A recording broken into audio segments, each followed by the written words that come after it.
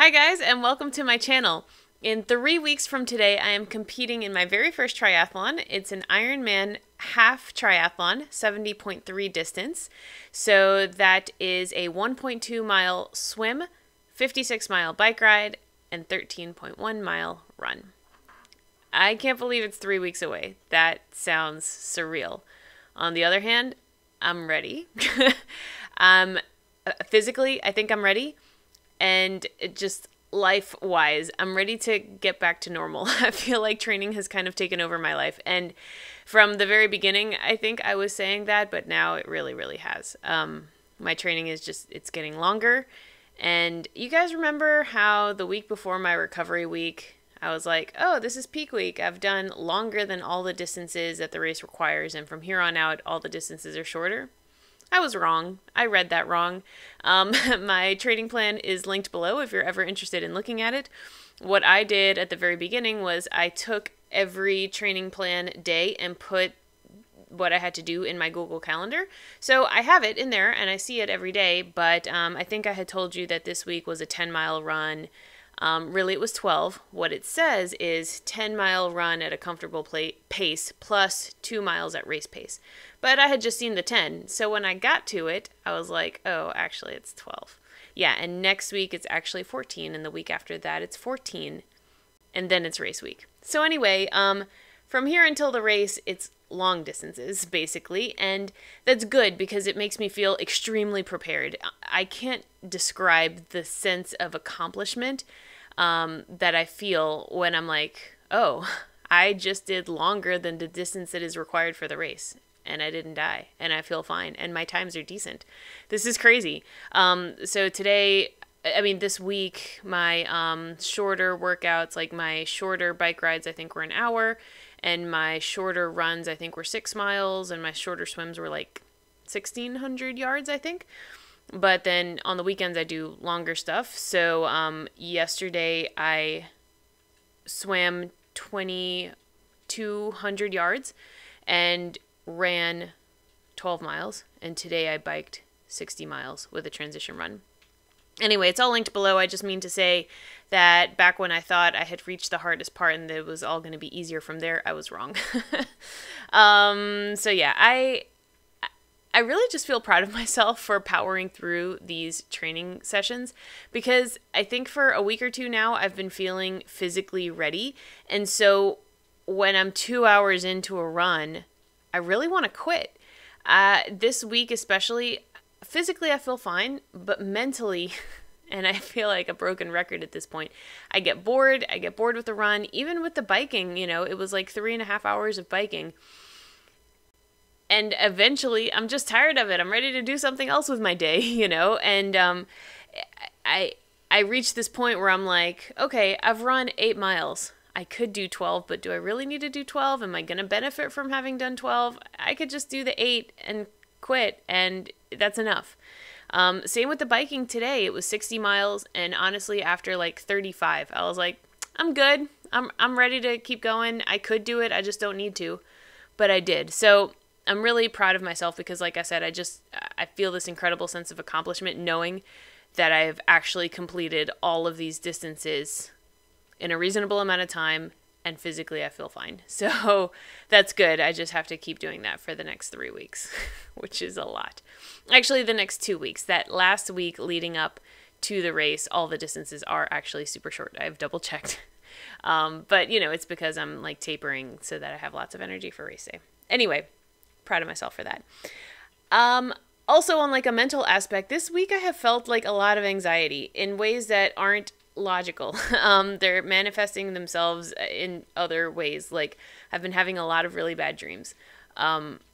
Gory things, children bleeding, dying, bugs, all kinds of just like really scary, awful, gory dreams that are not related to race day, but I know on some level I have this like stress, anxiety.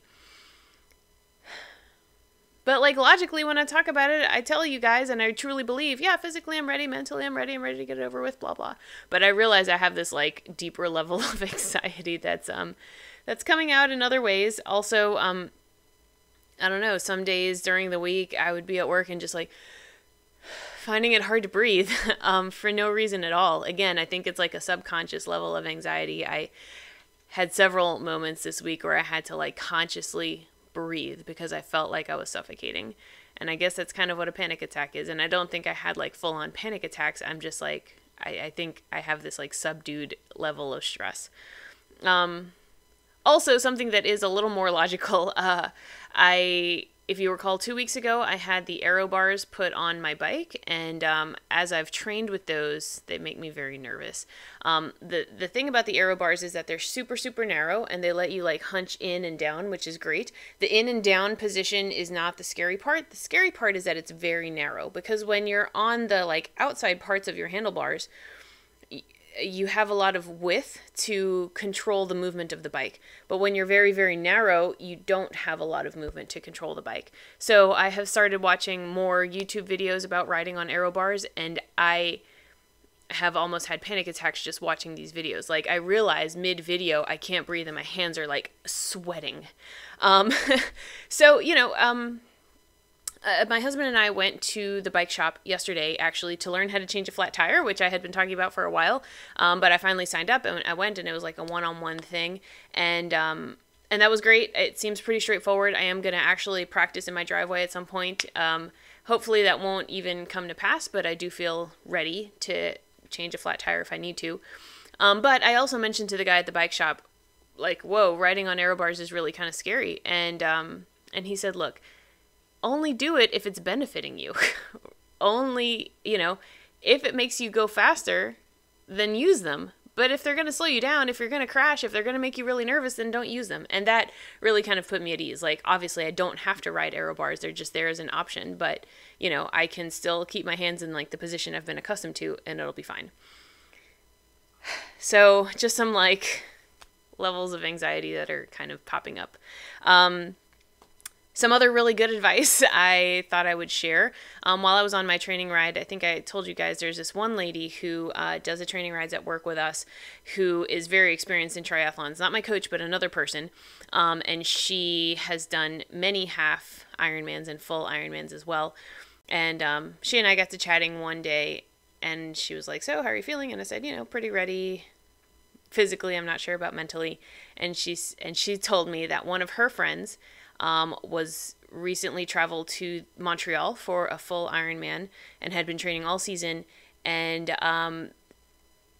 so that's double the distances of what mine is. And so the bike ride for that one is 112 miles. And she said like 85 miles in, one of her chains broke, which is not something I think athletes typically are prepared to fix or repair on the fly. The way like a flat tire is something that people like practice.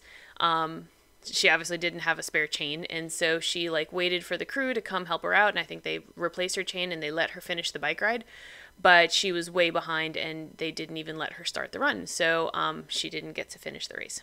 And I said, wow, that just sounds devastating. And she said, yeah, it was really devastating, but the best advice I can give you is to just be prepared mentally for anything to happen.